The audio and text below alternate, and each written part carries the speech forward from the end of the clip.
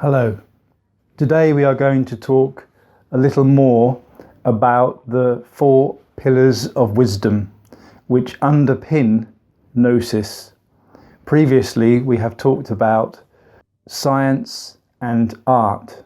The other 2 pillars which underpin Gnosis are mysticism and philosophy.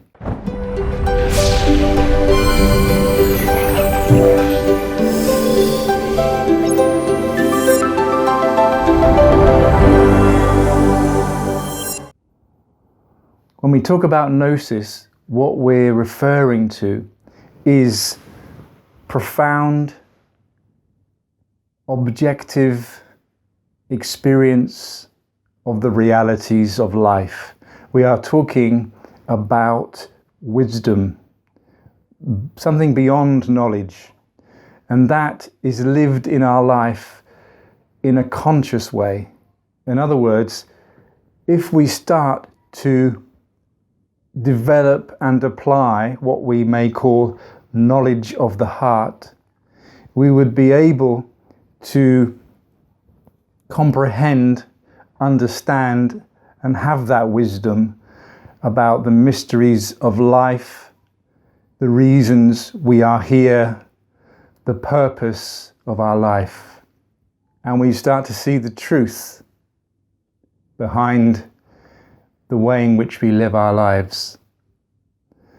Gnosis in itself is something which is experienced in the person when they follow a set of techniques, practices, orientations to enable them to feel the realities of life, to gain their own Gnosis.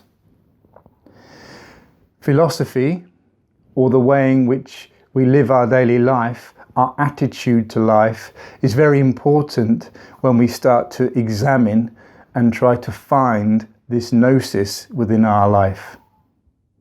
This philosophy is based around having an awakened consciousness, in other words, to be aware of everything that is happening outside of us and inside of us.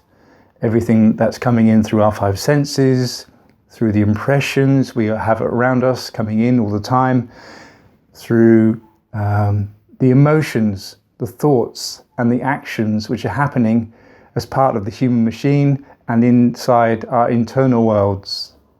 And so therefore these things in combination, when we are actively aware and observing them, give us the sense of an awakened consciousness.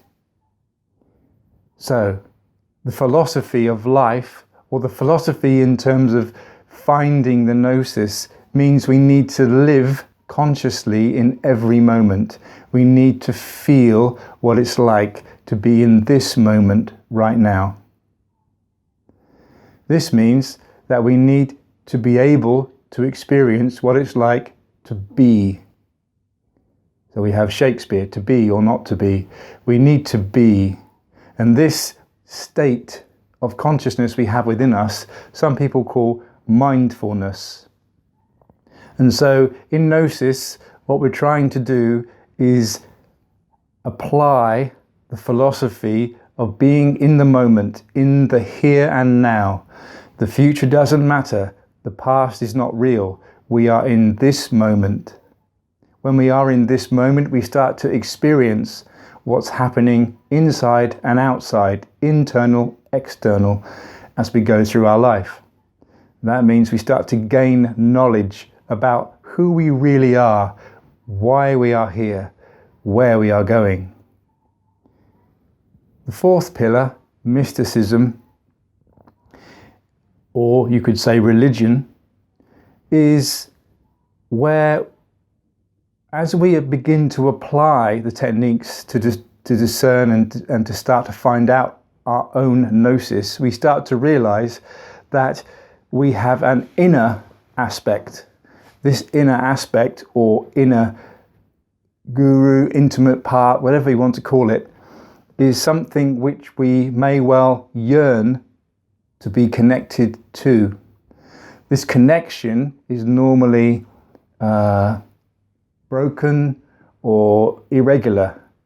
So the word religion comes from the Latin religare, has a roots in the meaning to rejoin. Yoga, as another example, is to reunite. That's from the Sanskrit. And so basically we start to see that ultimately our ideal would be to try to discover our inner being. And in Gnosis, there is no religion per se. Instead, people are not constrained by dogmas, by theories. It's all about conscious reality. It's about knowledge of the heart. We are looking for the internal aspects of religion rather than the external parts of what religions can give a person. So, philosophy, mysticism are the two pillars discussed here. The other two pillars are art and science. Those four pillars in combination enable us to discover, through practical application of a series of techniques and methods, our own gnosis. When we start to gain our own gnosis, it is something real within us. No one can take it away. It is beyond a concept. It is beyond an idea. It is. That is gnosis. Thank you.